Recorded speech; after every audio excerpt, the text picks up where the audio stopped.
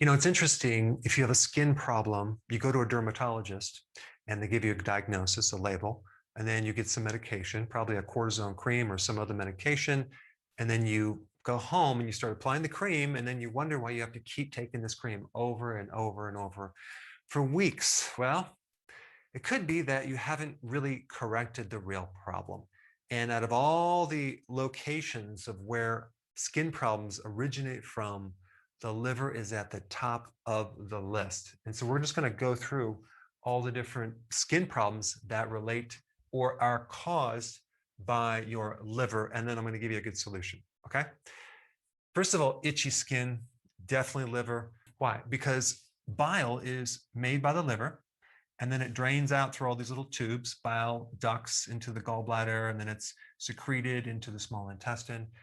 And if there's any bit of backup into that plumbing, so to speak, it's going to back up into the blood and out to the skin. You're going to have itchiness. Okay. Next one is a red nose. Okay. This usually occurs in diabetics. You'll see that they have a redness in their nose, but it could come from other things that they're eating too, like junk food or unhealthy food habits. Red nodules, that could be from a certain medical condition that's related to the liver. White and yellow deposits on the eyelid, that is cholesterol backing up into the eyelids. And it's actually, you have these little cholesterol deposits or fatty deposits on the eyelid. That's related to the liver. Now, of course, jaundice is where your skin and eye whites are yellow because of this backup through the bile ducts into the blood and into the skin. I remember one time my skin turned orange. Okay, now that's not jaundice, because jaundice has more of a yellow tint, but it was because I was consuming massive amounts of carrot juice, okay, which I no longer do. All right, next one is spider nevi, which is a liver problem. And it's kind of like it looks like a little bit of a red dot with these little spider webs coming out from it. That is related to too much estrogen, because the liver buffers estrogen. So that's another function of the liver that can turn into a malfunction. Another one is where you have this like red purple plaquing on either your elbows or your arms or your legs. That comes from another condition related to the liver. Red palms is a symptom of a liver issue.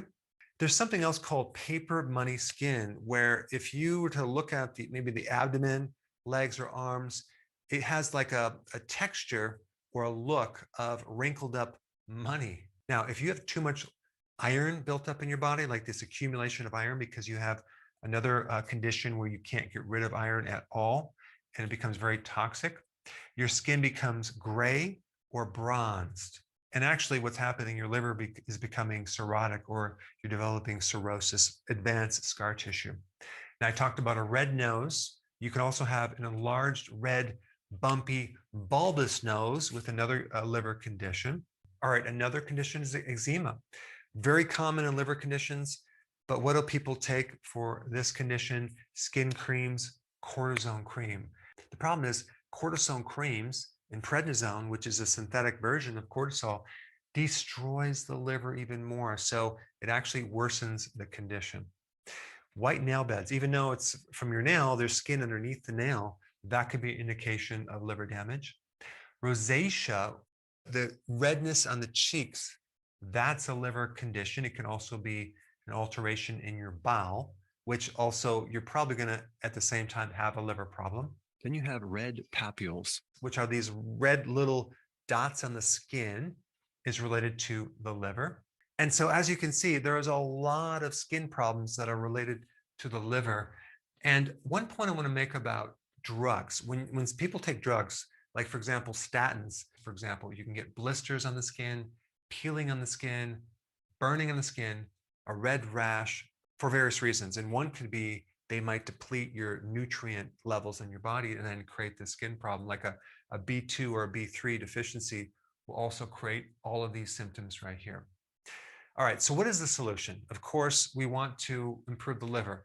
There's some immediate things you can do to see a nice change, and that would be, number one, start taking TUDCA. TUDCA is a synthetic type of bile salt, but it doesn't appear to have any side effects, only positive effects. And they made it synthetic because it's a chemical very similar to bear bile.